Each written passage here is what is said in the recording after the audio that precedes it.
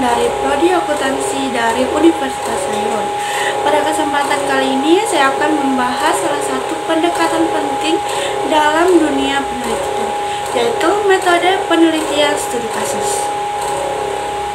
Baik, metode ini sering digunakan untuk memahami fenomena secara mendalam dalam konteks kehidupan yang nyata. Baik teman-teman, yuk kita bahas lebih lanjut apa itu studi kasus, keunggulannya, serta bagaimana penerapannya dalam penelitian ilmiah. Baik teman-teman, kita akan membahas satu. Yang pertama yaitu pendahuluan tentang menjelaskan apa itu studi kasus. Dalam ilmu pengetahuan, berbagai pendekatan dalam metode penelitian telah berkembang untuk memahami atau menjelaskan dan memecahkan masalah-masalah sosial, masalah ekonomi, masalah politik, masalah pendidikan, dan masalah-masalah yang lainnya. Salah satu metode yang memiliki posisi strategis dalam mengungkapkan kompleksitas suatu fenomena adalah metode penelitian studi kasus. Jadi teman-teman, metode penelitian studi kasus digunakan untuk memahami suatu fenomena dalam konteks kehidupan yang nyata, dengan mendalami berbagai faktor yang mempengaruhi atau memengaruhinya, termasuk dinamika internal, eksternal yang khas dari fenomena tersebut.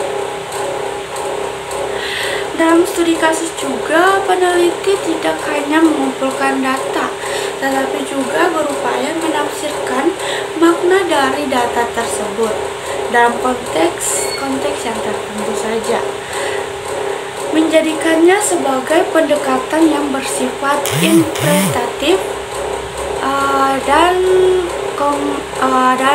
konstruktivis. Baik teman-teman, sekarang kita lanjut pada pengertian dan konsep dasar dari metode penelitian studi kasus tadi. Jadi teman-teman, studi kasus merupakan metode penelitian kualitatif yang bertujuan untuk menggali secara mendalam suatu unit analisis, baik di individu, kelompok, organisasi, program, maupun kebijakan dalam konteks tertentu. Metode ini menekankan pada pemahaman yang komprehensif terhadap realitas yang sedang diteliti, dengan memperhatikan latar belakang, interaksi, dan dinamika sosial yang melingkupinya. Studi kasus juga sering digunakan untuk menjawab pertanyaan penelitian yang bersifat mengapa dan bagaimana, yang membutuhkan penelusuran mendalam dan analisis yang tajam terhadap berbagai variabel dan proses yang saling berinteraksi.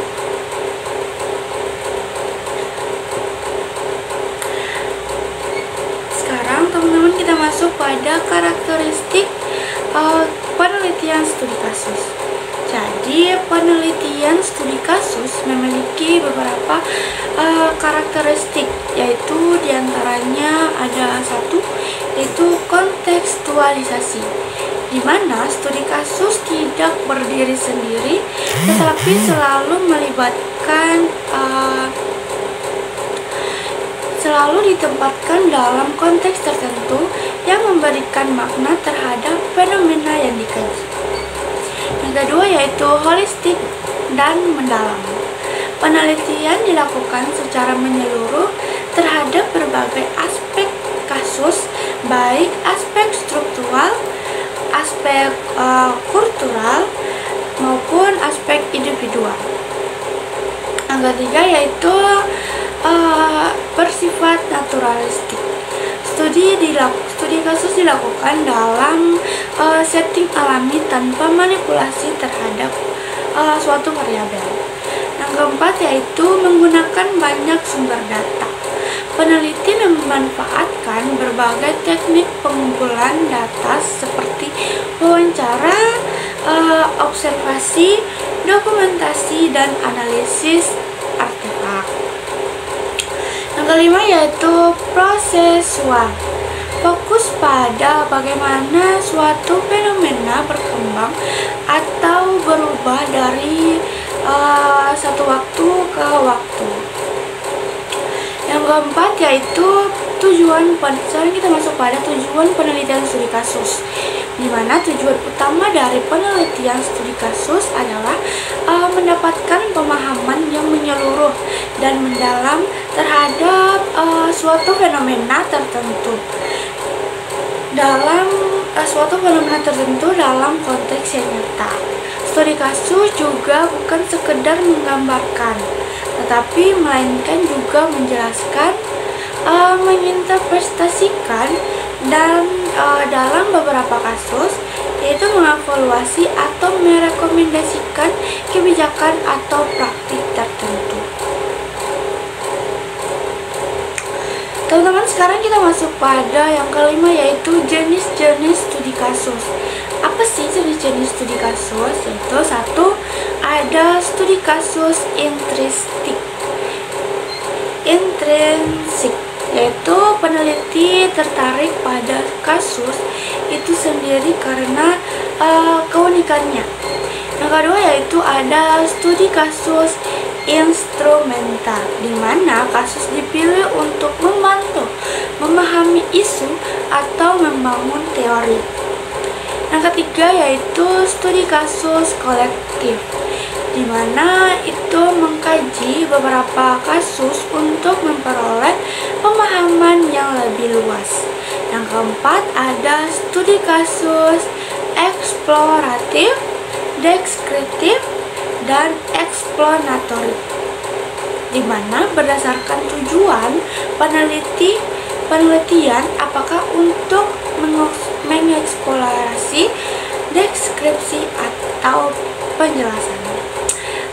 Keenam yaitu kita masuk pada tahapan dalam penelitian studi kasus, yaitu satu, mengidentifikasi masalah, di mana merumuskan masalah yang layak diteliti secara mendalam. Yang kedua yaitu pemilihan kasus, berdasarkan kriteria tertentu yang relevan dan dapat mewakili fenomena yang diteliti nanti. Yang ketiga yaitu ada pengumpulan data, yaitu menggunakan teknik yang beragam dan trimulatif. Yang keempat ada menganalisis data, yaitu mengidentifikasi tema, pola, dan hubungan dari data yang telah dikumpulkan.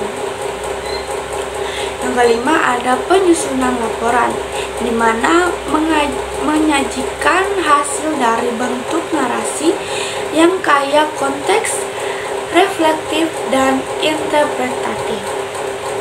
Teman-teman, sekarang kita masuk pada 7 yaitu teknik pengumpulan data, di mana mengumpulkan data dalam studi kasus biasanya melibatkan satu, wawancara mendalam untuk menggali pengalaman, persepsi, dan makna yang dikonstruksi partisipan. Yang kedua yaitu observasi partisipatif, yaitu untuk memahami perilaku dan interaksi dalam setting alami. Kemudian yang ketiga itu dokumentasi, yaitu dimana menganalisis dokumen resmi, arsip, surat, laporan, dan lain-lain. Yang keempat yaitu studi artefak, yaitu meneliti benda atau produk yang dihasilkan dalam konteks suatu kasus. Sekarang kita masuk ke 8 yaitu analisis data dalam studi kasus. Analisis data dilakukan secara kualitatif dengan pendekatan yang induktif.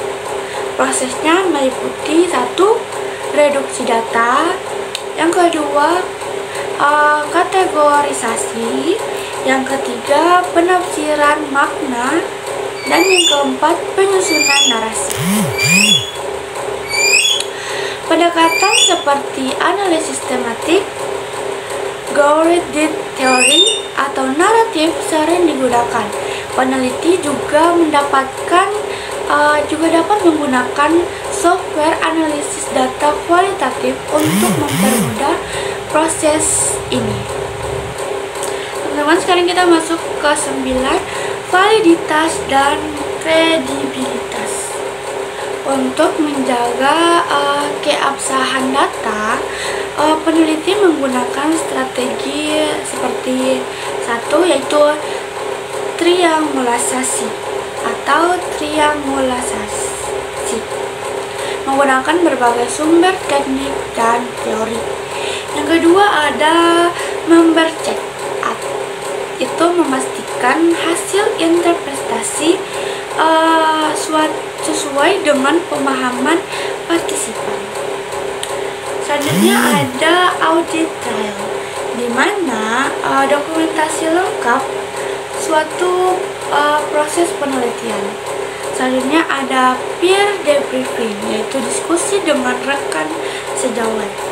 Selanjutnya kita masuk ke 10, yaitu kelebihan dan kelemahan dari metode penelitian studi kasus.